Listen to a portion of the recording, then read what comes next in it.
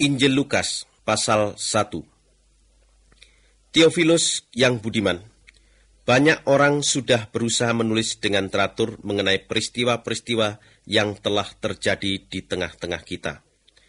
Mereka menulis sesuai dengan yang diceritakan kepada kita oleh orang-orang yang melihat sendiri peristiwa-peristiwa itu dari permulaan dan kemudian menyiarkan kabarnya. Setelah saya dengan teliti menyelidiki semuanya itu dari permulaannya, saya menganggap baik untuk menulis sebuah laporan yang teratur untuk Tuhan. Saya melakukan itu supaya Tuhan tahu bahwa apa yang telah diajarkan kepada Tuhan memang benar.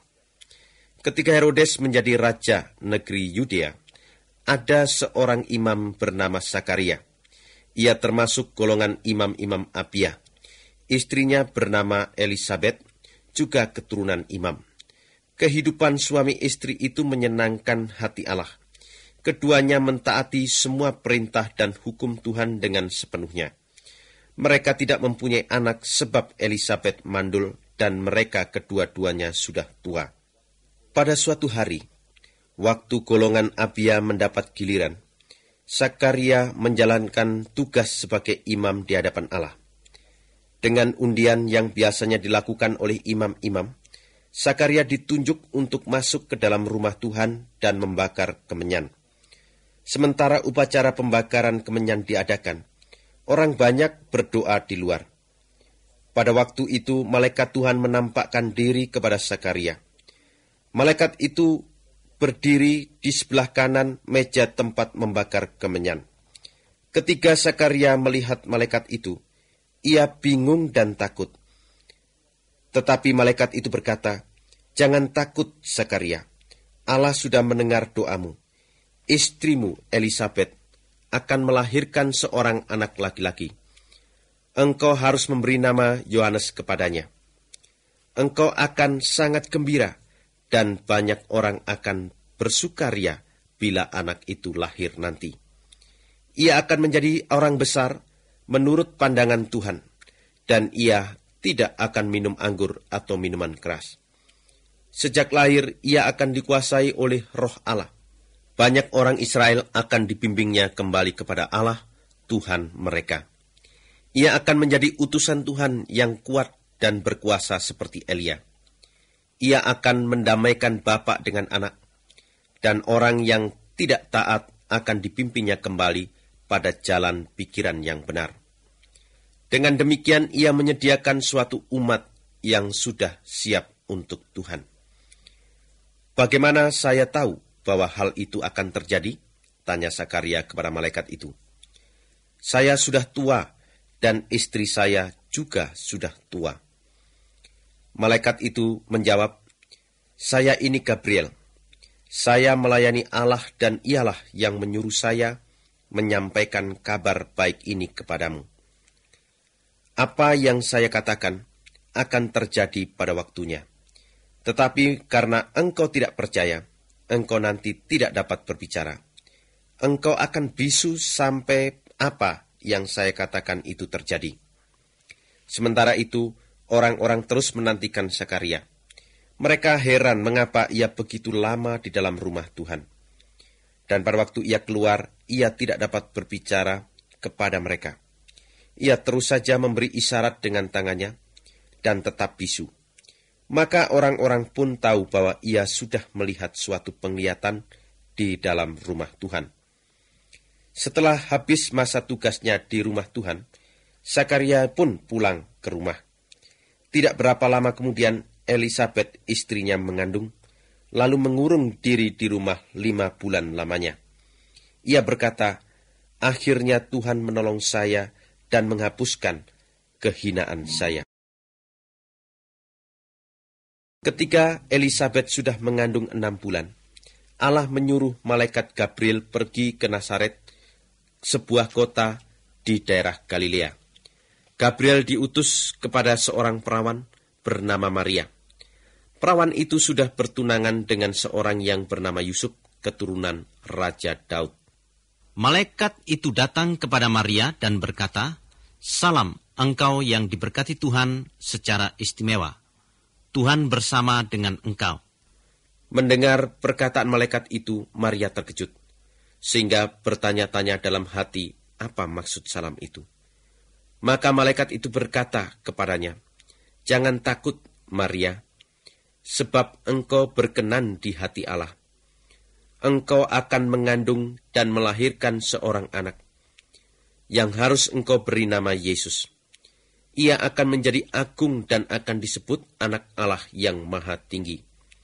Tuhan Allah akan menjadikan dia raja seperti Raja Daud, nenek moyangnya. Dan ia akan memerintah sebagai raja atas keturunan Yakub selama-lamanya. Kerajaannya tidak akan berakhir." "Tetapi saya masih perawan," kata Maria kepada malaikat itu. "Bagaimana hal itu bisa terjadi?" Malaikat itu menjawab, "Roh Allah akan datang kepadamu, dan kuasa Allah akan meliputi engkau. Itulah sebabnya anak yang akan lahir itu akan disebut kudus, Anak Allah." Ingat, Elisabet, sanak saudaramu itu sudah hamil 6 bulan, walaupun ia sudah tua, dan orang mengatakan bahwa ia mandul. Sebab untuk Allah tidak ada yang mustahil. Lalu Maria berkata, "Saya ini hamba Tuhan. Biarlah terjadi pada saya seperti yang engkau katakan." Lalu malaikat itu pergi meninggalkan Maria. Segera sesudah itu, Maria pergi ke sebuah kota di Yudea di daerah pegunungan. Ia pergi ke rumah Sakaria, dan ketika masuk, ia memberi salam kepada Elisabet. Dan begitu Elisabet mendengar salam Maria, anak yang di dalam kandungan Elisabet itu bergerak. Maka Elisabet dikuasai oleh Roh Allah, lalu berseru, "Engkaulah yang paling diberkati di antara semua wanita. Diberkatilah anak yang akan kau lahirkan itu. Siapa saya sehingga ibu Tuhan datang kepada saya? Begitu saya mendengar salamu, anak dalam kandungan saya bergerak kegirangan. Bahagialah engkau, karena percaya bahwa apa yang dikatakan Tuhan kepadamu itu akan terjadi." Maria berkata, "Hatiku memuji Tuhan, dan jiwaku bersukaria karena Allah penyelamatku. Ia ingat daku, hambanya yang hina. Mulai sekarang semua bangsa mengatakan aku bahagia, karena Allah yang Maha Kuasa melakukan hal-hal besar padaku. Sucilah namanya. Keturunan demi keturunan Tuhan menaruh belas kasihan kepada orang yang takut kepadanya. Dengan tangannya yang perkasa, ia mencerai-beraikan orang sombong dan mengacaukan rencana mereka. Raja-raja diturunkannya dari tahta, dan orang hina ditinggikan. Orang lapar dipuaskannya dengan segala kebaikan, si kaya diusir dengan hampa. Ia menolong Israel hambanya, menurut janji yang dibuatnya dengan nenek moyang kita." Tuhan tidak lupa janjinya.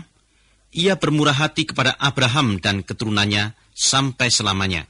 Kira-kira 3 bulan lamanya, Maria tinggal dengan Elisabet, baru ia pulang ke rumahnya.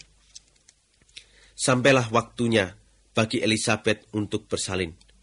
Ia melahirkan seorang anak laki-laki.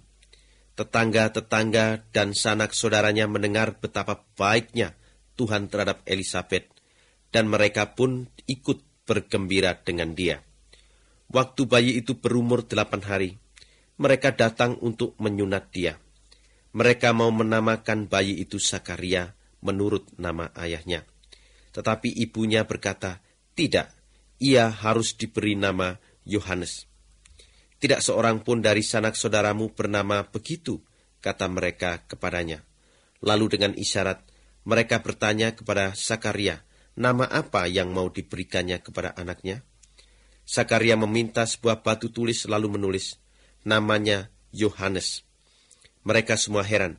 Pada waktu itu juga Sakaria dapat berbicara lagi dan memuji Allah.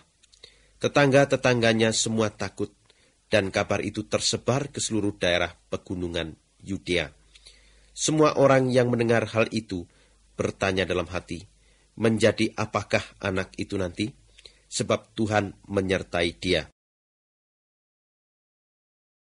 Sakaria, ayah dari anak itu, dikuasai oleh Roh Allah, sehingga ia menyampaikan pesan dari Tuhan. Ia berkata, "Mari kita memuji Tuhan, Allah bangsa Israel. Ia telah datang menolong umat-Nya dan membebaskan mereka. Ia memberi kita penyelamat yang perkasa, keturunan Daud hamba-Nya. Dahulu kala melalui nabi-nabi pilihannya, Tuhan telah memberi janjinya untuk menyelamatkan kita dari musuh kita dan dari kuasa orang-orang yang membenci kita, untuk menunjukkan kemurahan hatinya kepada leluhur kita. Janjinya yang suci itu akan ditepatinya. Ia bersumpah kepada Abraham bapa kita, dan berjanji untuk menyelamatkan kita dari musuh kita, supaya kita tanpa takut melayani Dia, selalu mengabdi kepadanya, dan menyenangkan hatinya sepanjang hidup kita. Engkau, hai anakku, akan disebut Nabi Allah yang Maha Tinggi. Engkau diutus mendahului Tuhan untuk merintis jalan baginya, untuk mewartakan kepada umat-Nya bahwa mereka akan diselamatkan. Kalau Allah sudah mengampuni dosa-dosa mereka, Tuhan kita murah hati lagi penyayang, guna menyelamatkan kita Ia datang. Seperti matahari terbit di pagi hari, demikianlah Ia memberikan terangnya kepada semua orang yang hidup di dalam kegelapan dan ketakutan. Ia membimbing kita pada jalan yang menuju kedamaian. Anak Zakaria itu bertambah besar dan bertambah kuat rohnya. Ia tinggal di padang gurun sampai tiba waktunya Ia menyatakan dirinya kepada bangsa Israel.